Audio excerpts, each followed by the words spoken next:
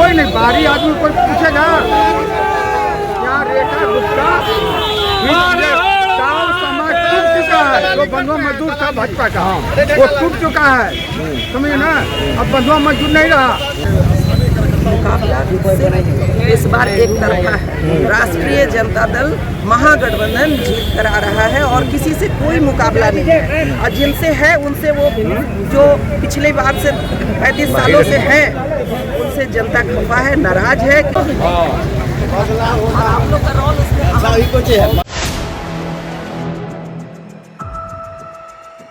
एक तरफा है। राष्ट्रीय जनता दल महागठबंधन जीत कर आ रहा है और किसी से कोई मुकाबला नहीं है। और जिनसे है उनसे वो जो पिछले बार से 35 सालों से है उनसे जनता खफा है, नाराज है। क्योंकि जनता को टैक्स वसूलने का एक माध्यम बना दिया है उन्होंने, और जनता अपनी मूलभूत सुविधा के लिए भी संघर्ष कर रही है। ये बहुत ही दुखद है। नहीं, बांकीपुर में क्या ये भी मुद्दा है ग्रामीण इलाकों में जो सरकार टैक्स वसूल रही है, और दूसरे जो मुद्दे हैं क्या वो भी मुद्दे हैं? और दूसरा सवाल ये है कि प्रशांत आरजेडी जब चुनाव लड़ी थी 2025 का विधानसभा चुनाव, तो आपको ठीक ठाक वोट मिले थे। आपको मेरा ख्याल है 46-47 हज़ार वोट मिले थे, और प्रशांत किशोर की पार्टी जन स्वराज को सिर्फ 7,017 वोट मिले थे।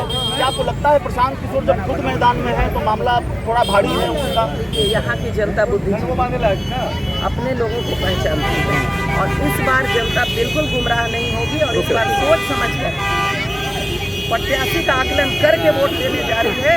और राष्ट्रीय जनता दल के रेखा गुप्ता को जन समर्थन, अपार समर्थन मिल रहा है, और हम लोग जीत कर। तेजस्वी यादव प्रचार करेंगे? बिल्कुल बिल्कुल करेंगे, क्यों नहीं करेंगे। उनकी पार्टी है, उनके लोग हैं, देखिए सारे खड़े हैं, और कमी महसूस नहीं हो रही है तेजस्वी यादव की। पता नहीं आप लोगों को क्यों हो रही है, चलिए आप हमें तो महसूस नहीं हो रही है। हम तो एक व्यक्ति तेजस्वी यादव बन के लड़ रहे हैं, और आने वाले दिनों में वो भी चुनाव के आखिरी सवाल है। प्रशांत किशोर करे हमारे डर से बीजेपी थर-थर कांप रही है।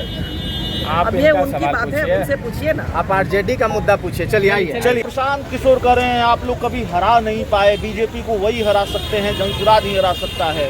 जनस्वराज में प्रशांत किशोर प्योर बिजनेसमैन है। पिछला बार आया बिजनेस करके निकले, इस बार भी कहीं से कुछ माल पानी ले के आए होंगे, और वो प्योर बिजनेसमैन है।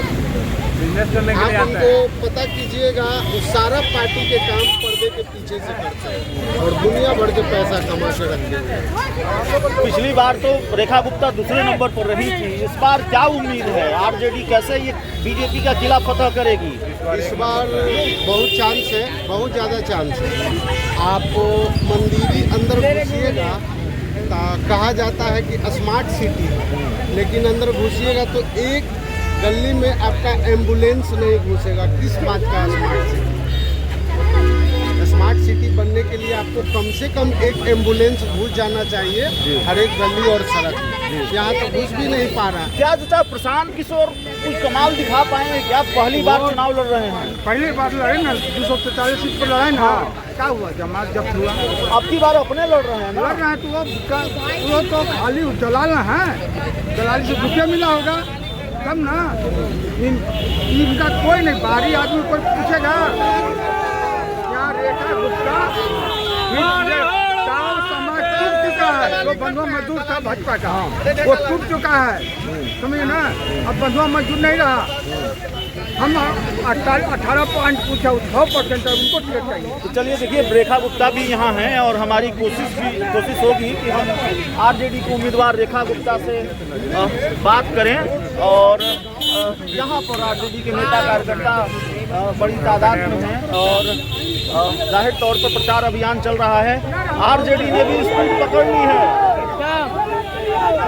एकदम है स्पीड, लेकिन मुकाबला प्रशांत किशोर से है।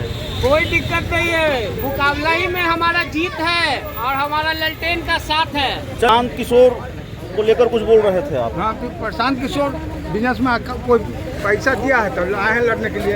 इनको कौन जानता है? तो अब की बार खुदे चुनाव लड़ रहे हैं, लगता तो कौन जानते हैं? यहाँ कौन जानता है? बाकी विधानसभा कौन जानता है? कोई नहीं जानता। कोई नहीं। बाकीपुर में उनको जानता कौन है? कोई नहीं है टक्कर में। रेखा गुप्ता जिंदाबाद। तो कोई नहीं है टक्कर में, रेखा गुप्ता जिंदाबाद। हमारी कोशिश। प्रशांत किशोर कोई नेता में नेता है? बताइए। आंदोलन से निकले हुए नेता हैं, वो तो खुद दूसरे पार्टी दूसरे पार्टी के लिए कैंपेनिंग कर देते हैं। आज पैसा आ गया तो अपने को दिलाते चलिए।